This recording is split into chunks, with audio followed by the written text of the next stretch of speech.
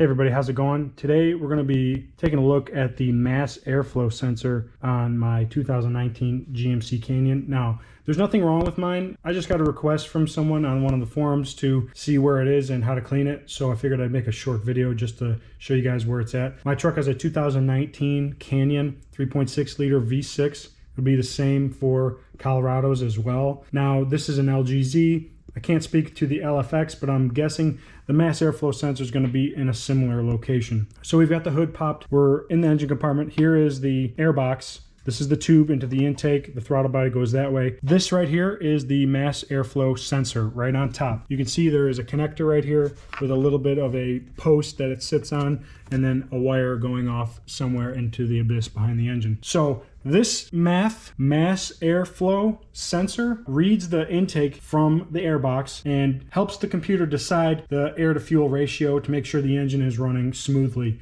and efficiently. From time to time, over the years, the mass airflow sensor can get dirty. Now, you're asking, how does it get dirty? There's a filter in here. It's supposed to catch all the pollutants. Well, a filter is a filter. It's not going to collect 100% of, whatever is coming in through here. So as this intake pulls air into the engine, and whatever is in that air is going to eventually build up on top of the mass airflow sensor. Like I said, there's nothing wrong with mine. I'm just going to show you guys how to take this out and clean it with some very simple cleaner, and then reinstall it, and then you'll be back on the road. Some symptoms of a bad MAF sensor: your engine could be hesitating, could have a rough idle, could stall, there could be low power, you might have poor fuel economy, or it may even have difficulty starting. Depends on the severity of how bad the MAF looks. So depending on that, if you do have an engine code, get it checked, see what it is, and then go from there with your diagnosis. So I'm gonna set my camera up here, and then I'm going to pop this thing out, and we're gonna take a look at it on the bench. So the MAF sits right here. There is a locking tab on the connector that you need to open up,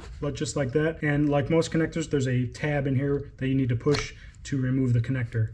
Just set the connector aside. There are two screws that hold this into the airbox. They are T20 screws. So just get yourself a Torx T20, and you can remove those screws. There's the other. Make sure you don't drop those down in your engine bay. Now, this is a very delicate sensor. You need to practice very good caution when messing with the MAF sensor, because if you do break it, they can be very expensive to replace, and your engine won't run correctly without it. So you need to back the sensor out, and it's going to be tight because this is an airtight seal. There's a gasket in here, and then there's also a gasket in this post. So it's going to be tight to remove, but just kind of wiggle it out slowly, a bit at a time, and then it should come free. And that's what it looks like. Let's go over to the workbench and take a closer look. So we've got the MAF here sitting on the bench, and you can take a look at it here. It's not very complex. There's basically just a couple of sensors, or diodes rather, down in this little hole that read the airflow from the airbox and send it to the computer. So like I said, there's a gasket along here that seals it against the airbox, because this is an airtight unit. So the important stuff is down in this little hole here, and I'm trying to get the best views I can. I'm using a GoPro. It can't really focus on close up, so that's about as good as it's going to be. You can also look down here. This is the port for the connector. So mine is very clean, but if yours is dirty, you'll see debris built up down in this hole on those little sensors. Over time, the debris causes, the engine issues I discussed earlier. So CRC makes a product called Mass Airflow Sensor Cleaner. This is a very simple spray applicant that you can use to clean those little sensors in there. Now, they advertise, increases MPG, increases horsepower, improves air to fuel ratio. Whether or not those claims are true for your specific case are going to vary on the severity of how dirty your sensor is. So your mileage may vary, literally. So this comes with a little spray nozzle, so you can really get to where you need to be spraying it and you don't make a huge mess. And they say to spray 10 to 15 sprays down on the sensors and let it air dry for a while completely before you reinstall it or before starting the vehicle back up. Now, it's very important that you do not stick the nozzle down in there and damage those little sensors in there, because then you're going to be in a world of hurt. So just be careful. Keep the nozzle about 4 or 5 inches away from the sprayer, and it'll get coated with that stuff, and then it'll just sort of evaporate and dry out over time.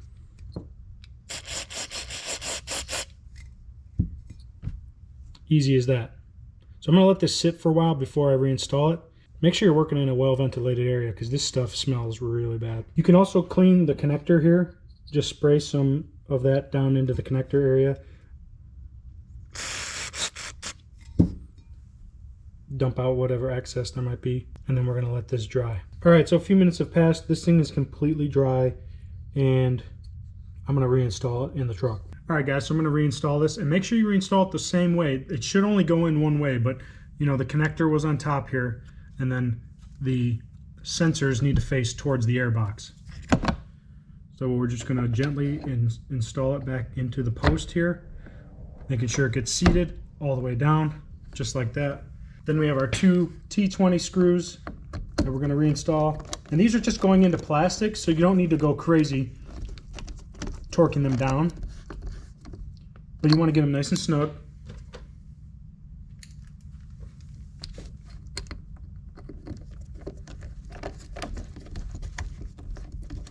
To make sure that sensor gets seated all the way with the gasket that's around the top that I showed you earlier. So once it's reinstalled, nice and secure, take the connector, reinstall it back on, and don't forget to close the locking tab. And that's it. You guys are good to go. Your MAF is now cleaned, and you're ready to get back out on the road. If you like this video, give it a thumbs up. Love it if you subscribe. Stay tuned for more videos. We'll check you next time. Later.